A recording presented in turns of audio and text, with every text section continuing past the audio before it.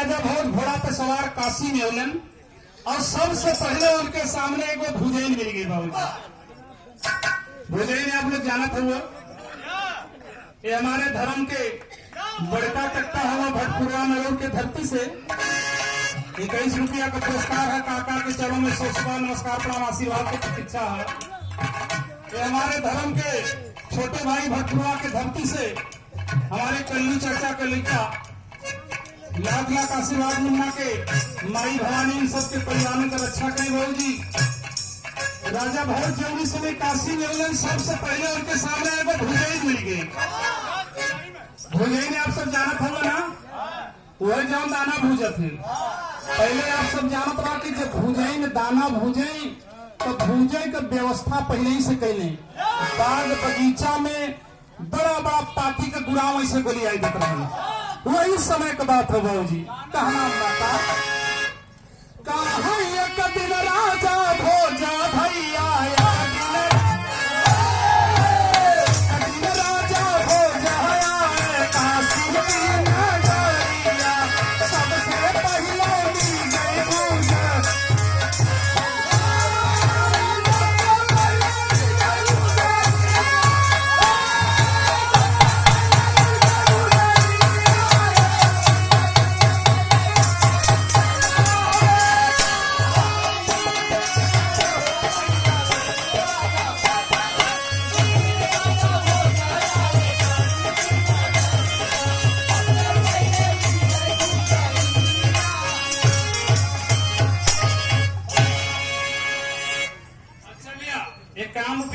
पुरस्कार हमारे भवनापति मनौआ के धरती से हमारे धर्म के चाचा नंद कुमार यादव कर कमलो द्वारा 100 नमस्कार प्रणाम पहलगी बात। एक दिन राजा भोज आए काशी की नगरिया पर सबसे पहले मिल गए भुजैनिया।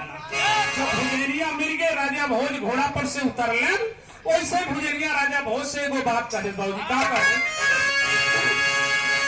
कहे कहने लागी भुजैन राजा भोज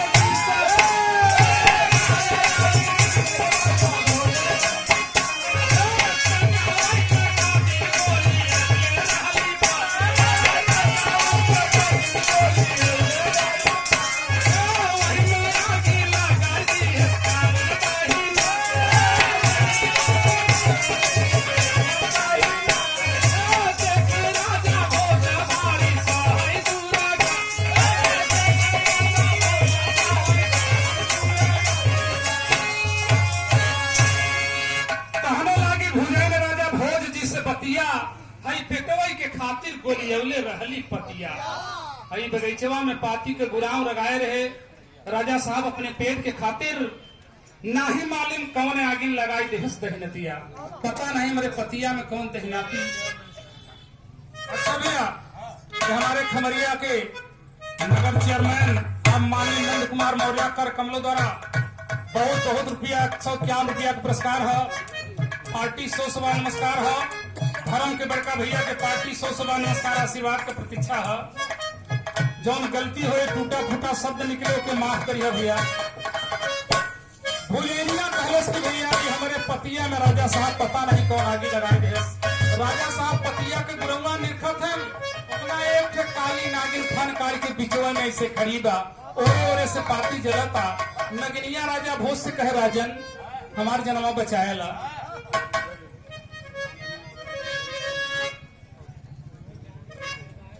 अच्छा भैया शेष मणि मौर्य रामधनी मौर्य दोनों भैया की तरफ से 51 रुपया का पुरस्कार है। ये मधेपुर के धरती से 51 रुपया दोनों भैया का पुरस्कार है। धर्म के बड़का भैया के 100 नमस्कार प्रणाम आशीर्वाद की प्रतीक्षा मास्टर साहब की। भाई बतिया समझ नगिनिया राजा भोज से कहता का कहने लागी नारे भैया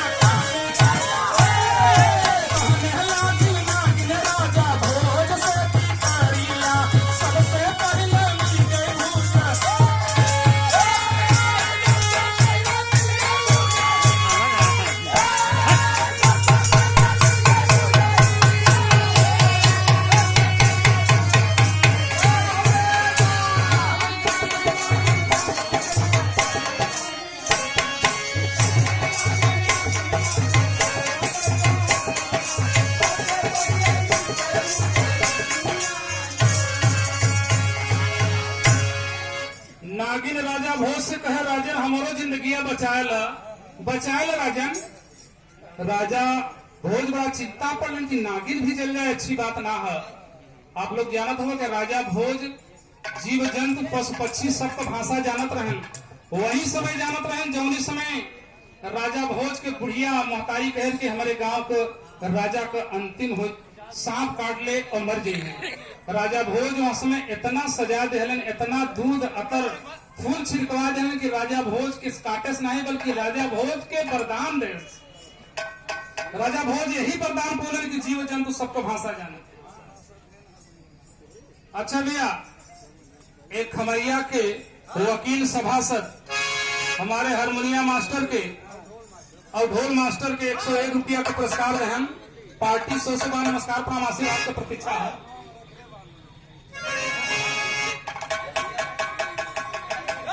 अच्छा भैया, चला यार घी लड़ाए थरिये में जाए। नगरिया बाबू से वैसे कहे राजा भोज नाम से तलवार निकाले ना, नगरिया के सामने से लड़काए हैं तलवार। नगरिया छलांग मार के तलवार के सहारे राजा भोज के कंधे पर सवार हुई गई। राजा भोज कहे तू अब जा, कहे ना राजन, हमारी जिंदगी तू बचाए ले, लेकिन तुहार जिंदगी के बचाए। राजा भोज कहे मतलब ही कि तू बड़ा अत्याचारी राजा हुआ, अब हम तोहके डंसा। राजा भोज बड़ा चिंता में पड़ गया, नेकी के ब्रह्म हत्या, अरे तुहार जिंदगी बचावा, हम कौन दोषी है। नगरिया का ही हमसे मत पूछ, 3 लोगों के मोहनिया है, अगर 3 लोग दोषी बनाए दे तब तो है डंसा। अच्छा भैया, धर्म के बड़का भैया आप मानिए मोतीलाल यादव नयपुर लहिया के धरती से कजरी के बड़े मशहूर गायक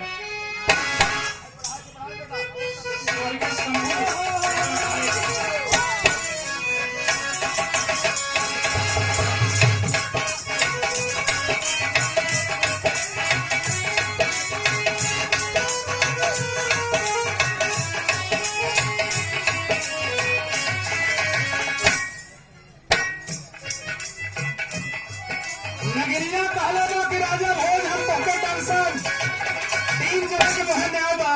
राजा साहब कहीं अब्राहम भुजैन एक मोह न्याय कराई थे, कहीं भुजैन बताओ हमार कोनो दोष है। भुजैनिया कहा ये राजा तब का तू निर्दोष हुआ, तू निर्दोष ना हुआ, तू सबसे बड़ा दोषी हुआ।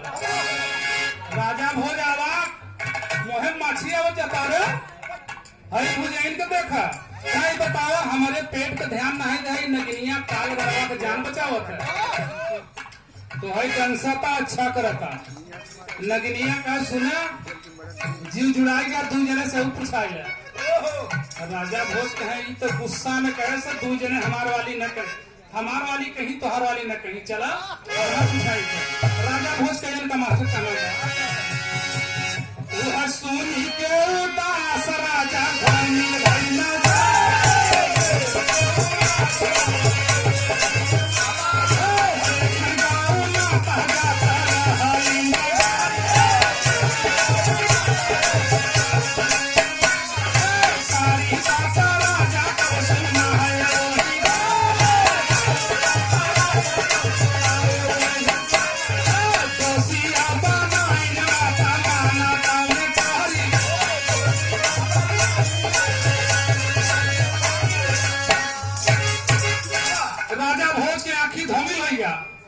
धोमिल हो न गए तब राजा कई नजरिया देखा गौ माता जात रहल डगरिया। गौ माता रास्ता धई के जात रहलन। राजा भोज तिखार के बोलोलन हे माता हई बताओ हम दोषी हई। गौ माता के भी उस समय मन में बड़ा गुस्सा रहा, कहा राजन तू सबसे बड़ा दोषी है। कहा अरे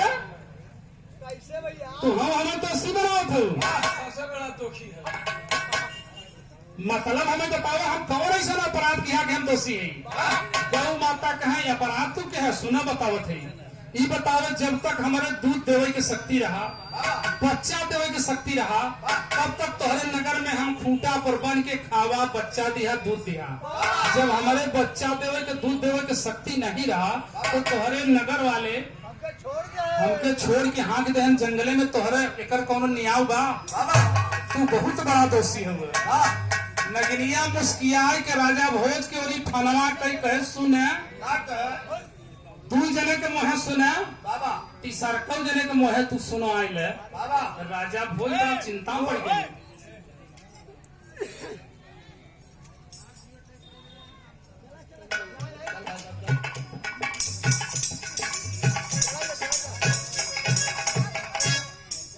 कहाँ सो कहवई में नारे भैया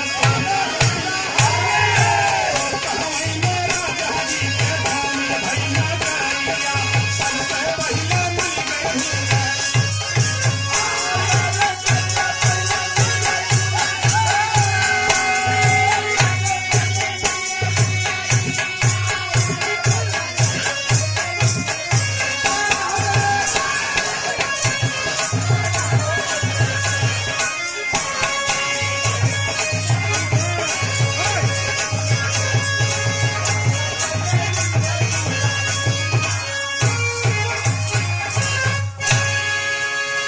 अच्छा भैया वही बिंद क्षेत्र के धरती से पुराने बाड़ा के धरती से आप मान्य करिया प्रधान के कर कमलों द्वारा 101 रुपया का पुरस्कार है।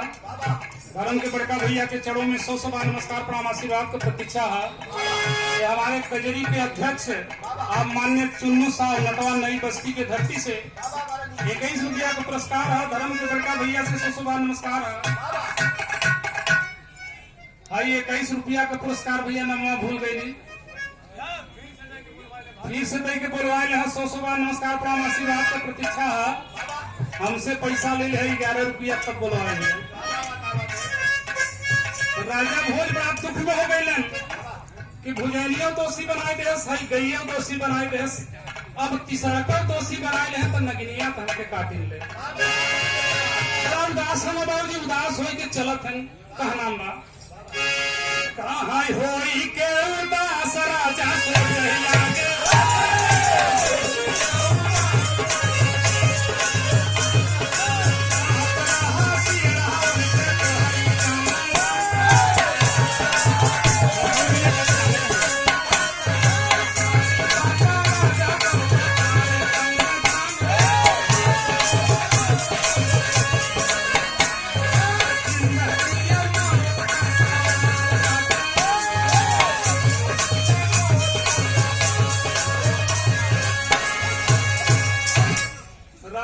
के कंधे पर नगनिया सवार राजा भोज आगे कदम बढ़ाए घोड़ा पे बैठ के तब तक सिया रेख चला जाता रहा।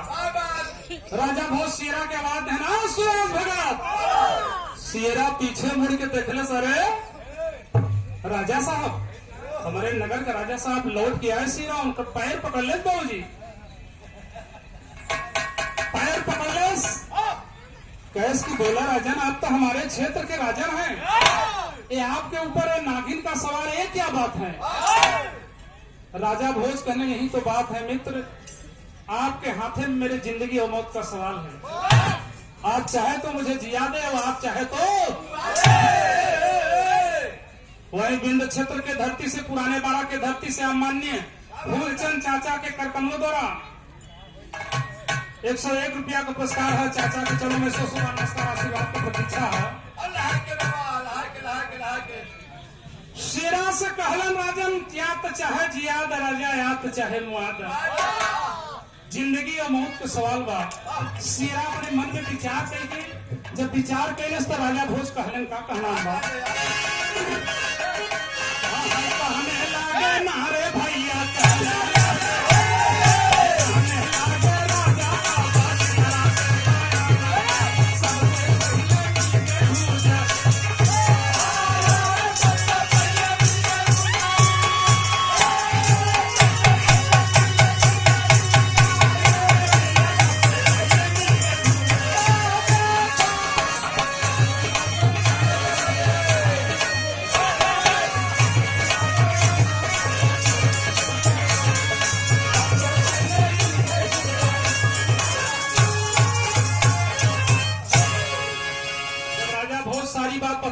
शेरा कहे राजन 4 लाइन आल्हा का प्रमाण मिले बाबूजी शेरा कहे हम ऐसे कुछ ना करब जब तक हमके वो कारनामा न दिखाऊंगा कि भुजैन का पार्टी कहाँ जलता, वो अपने आंखी से देख ले, ओकरे बाद हम दोष और निर्दोष का जवाब दे बाबूजी।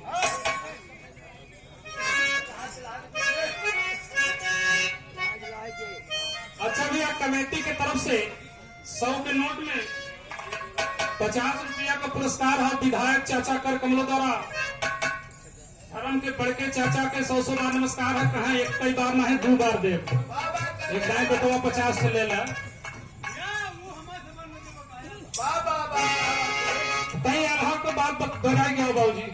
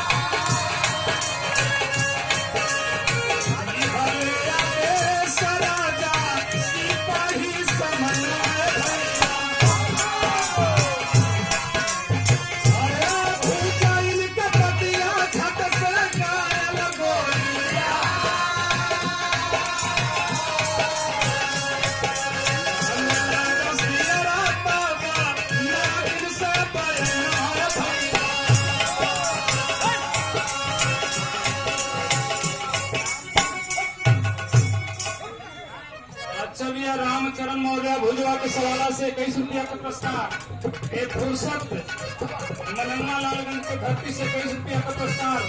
दोनों भैया के 100 बार नमस्कार, आशीर्वाद से प्रतीक्षा बा। सियरा कहे कि राजा साहब पहले भुजैन का पाती गोली बाबा, राजा साहब सिपाही के आदेश दें भुजैन का पाती गोली आई गया। भुजैनिया बड़ी खुशी भाई का बताई, राजा के दोषी बना गया, बड़ा गलती काम किया। गौ माता सोचलन कि हम गलती किया जाओ, राजा के दोषी बनाए दे नहीं भुजैन के पाती गोली आएगा तो हम तक केहू के दुआरे बनवा देते रहे। अब हर नगनिया से सियरा कहता, कहाँ कहने लागा सियरा तब नागिन के समान भैया,